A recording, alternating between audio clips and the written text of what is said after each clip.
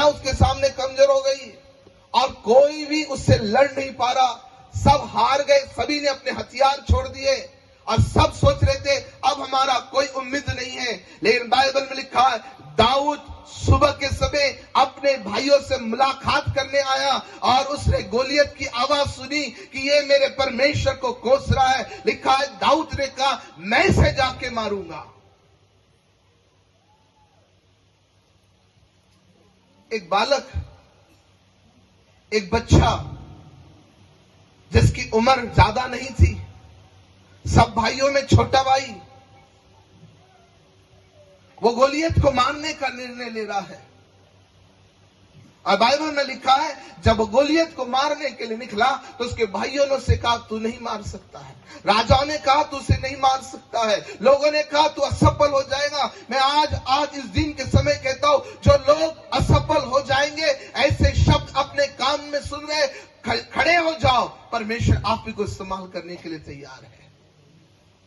क्या लिखा है? परमेश्वर ने दाऊद को इस्तेमाल किया, लेकिन दाऊद परमेश्वर के इस महान कार्य के लिए इस्तेमाल होना चाहता था। दाऊद ने जिम्मेदारी ली जो कोई जिम्मेदारी नहीं ले सकता था। दाऊद ने जिम्मेदारी ली और दाऊद ने गोलियत को मारा। लिखा है जब वो गोलियत को मारने निकला तो वचन में लिखा है गोलियत उसे कहता था मैं तुझे आकाश के पक्षियों को खिलाऊंगा, मैं तुझे रौंद दूंगा। लेकिन बाइबल में लिखा दाऊद ने कहा विजय संग्राम यहोवा का है। मैं आज आपसे कहता लड़ाई परमेश्वर की है, युद्ध परमेश्वर का। आप मत लड़ो। मुझे आत्मा आपसे कहलवा रही है, सुन लीजिए, बड़े ध्यान से सुनिए। परमेश्वर काम करेगा। प्रभु मुझसे कह रहा, उस परिवार से प्रभु कह रहा है जो लड़ना चाहते हैं। प्रभु कहता है लड़ मत, लड़ाई मेरी है, लड़ाई मेरी है।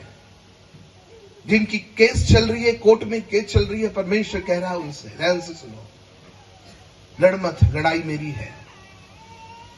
जितने हथियार तेरे हानि के लिए बनाए उसमें से कोई भी प्रबल नहीं होगा। तू न्याय में जीतेगा, तेरा विजय मिलेगा। कोई मिलकर हालेलुया कह सकता है? हालेलुया। आवाज से क्या हालेलुया। दाऊद क्या कहता? लड़ाई परमेश्वर